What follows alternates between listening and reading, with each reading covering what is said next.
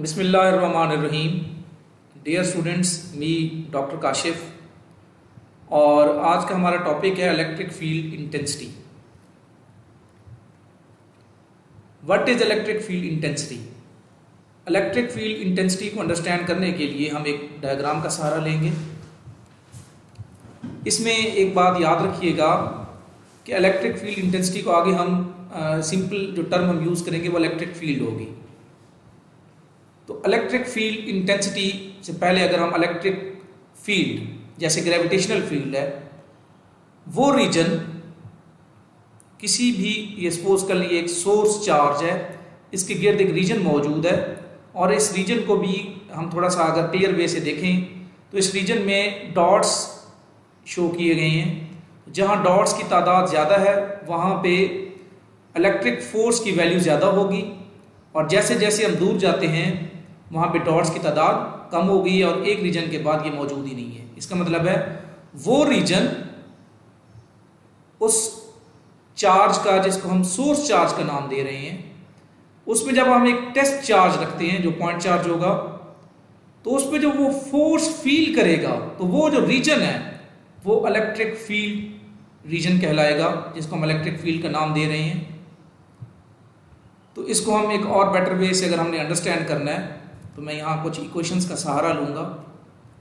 हमारे पास जो test charge है उसमें जो चार्ज की वैल्यू है उसको हम यहाँ शो करेंगे क्यू नॉट के साथ।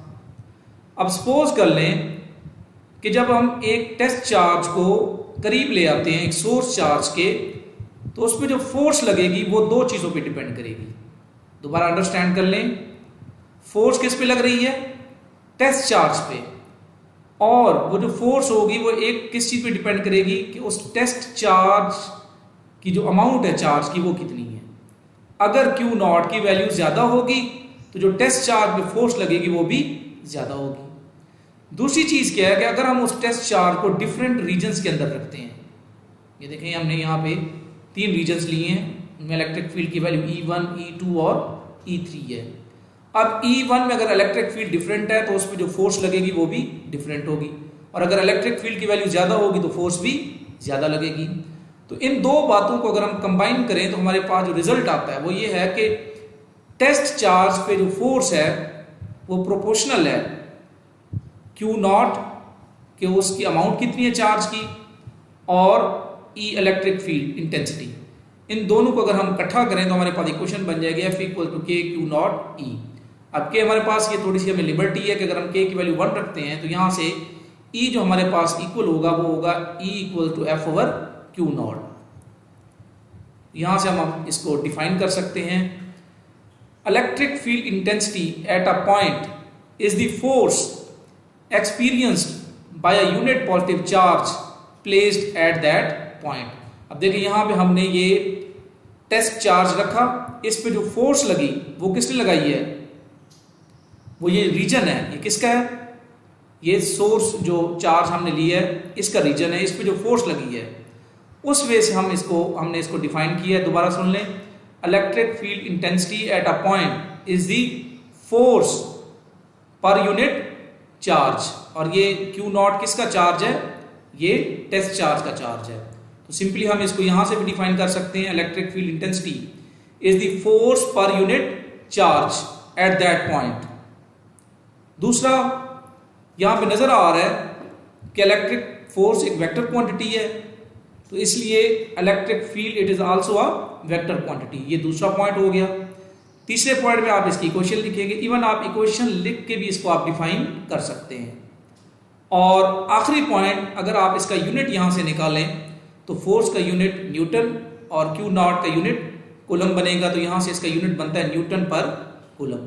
और आगे एक इक्वेशन आएगी, एक रिलेशन आएगा, उसमें हम देखेंगे कि इसका यूनिट बनेगा वोल्ट पर मीटर। तो ये आपने अगर आपसे सिंपल पूछ लिया जाता है what is electric field intensity तो आप इसको डिफाइन करेंगे, ये बताएंगे it is a vector quantity, इसकी इक्वेशन लिखेंगे और इसका यूनिट बताएंगे। नेक्स्ट, अब इसी इलेक्ट्रिक फील्ड इंटेंसिटी को चेक करने के लिए हम इलेक्ट्रिक फील्ड लाइंस का सहारा लेते हैं। तो यहाँ हम डिफरेंट चार्जेस लेंगे, उनकी डिस्ट्रीब्यूशन डिफरेंट वे से करेंगे और ये देखेंगे कि इलेक्ट्रिक फील्ड लाइंस कैसे बनती हैं। तो सबसे पहले हमने एक पॉजिटिव चार्ज लिया। अब क्योंकि हम यहाँ पे टेस्ट करने के लिए जो टेस्ट चार्ज लेते हैं वो भी पॉजिटिव होता है, ये कन्वेंशनल है और वो पॉइंट चार्ज भी है, उसके बारे में मैं पहले आपको बता चुका हूँ।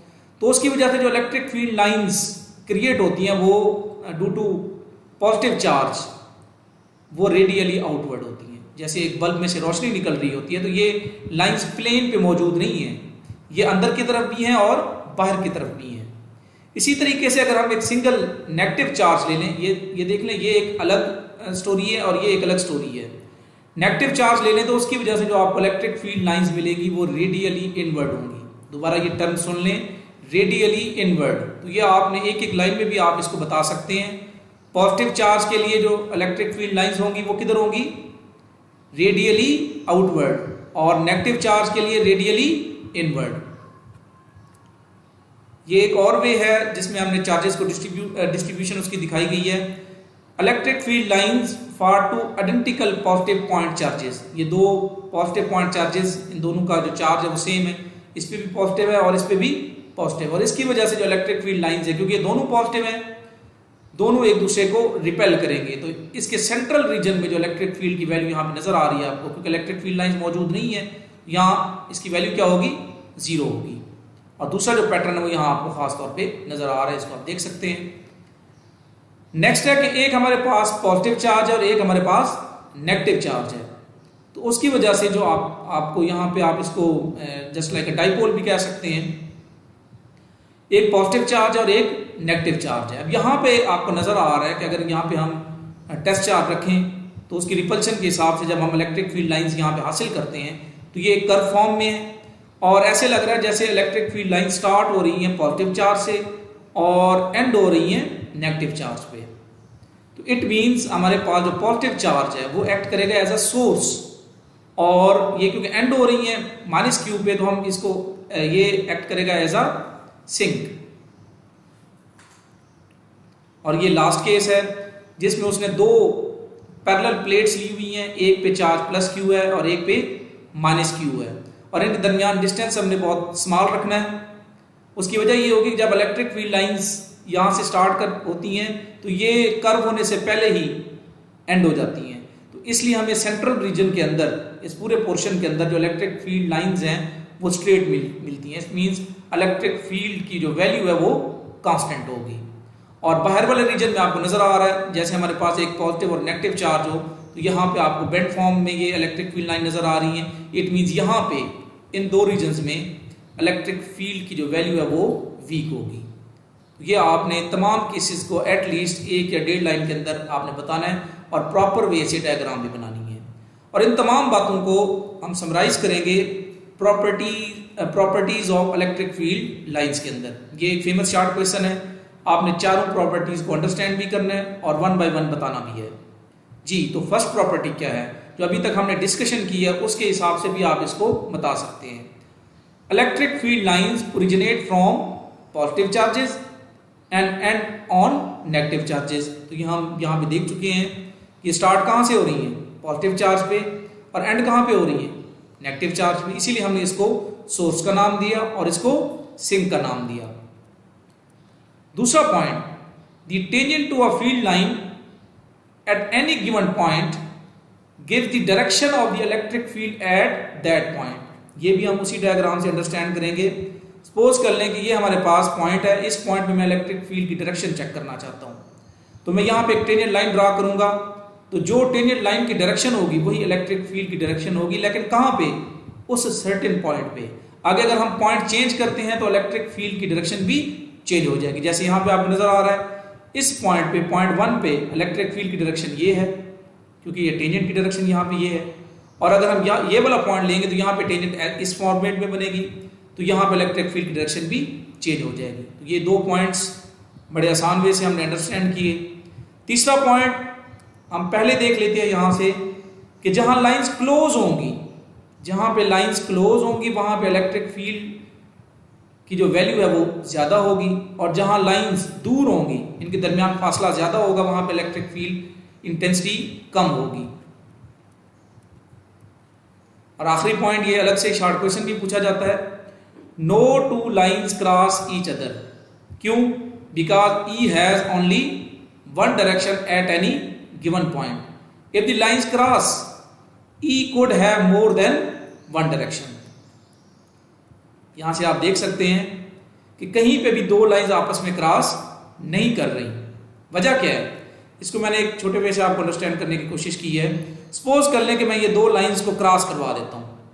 अगर दो लाइंस क्रॉस करवाता हूं तो इस पॉइंट पे एक टेंजेंट की डायरेक्शन ये बनेगी और एक टेंजेंट की डायरेक्शन ये बनेगी। इसका मतलब हमारे पास दो टेंजेंट्स आ गई। दो टेंजेंट्स मीन कि हमारे पास इलेक्ट्रिक फील्ड की जो डायरेक्शन है वो दो हो गई।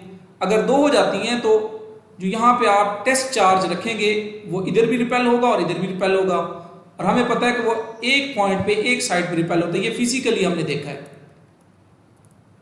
ये देखें, इस पॉइंट पे इसकी डायरेक्शन इधर बनती है, तो ये फिजिकली पॉसिबल नहीं है। तो इसलिए इस लास्ट लाइन को दोबारा अंडरस्टैंड करें, no two lines cross each other. वजह क्या होगी? अगर वो लाइंस क्रॉस कर दी हैं तो इट मींस हमारे पास जो टेंजेंट होगी वो एक से ज्यादा बनेगी। अगर टेंजेंट एक से ज्यादा बनती हैं तो इसका मतलब क्या हुआ? इसका मतलब ये है कि वहां पे इलेक्ट्रिक फील्ड की डायरेक्शन भी एक से ज्यादा होगी, जो फिजिकली पॉसिबल नहीं है। जी, तो ये हमारा आज का टॉपिक था। उम्मीद है कि ये आपको बेटर वे से आपने अंडरस्टैंड किया होगा। इससे रिलेटेड अगर कोई क्वेश्चन आपके माइंड में हो तो वो आप पूछ सकते हैं। अल्लाह हाफिज।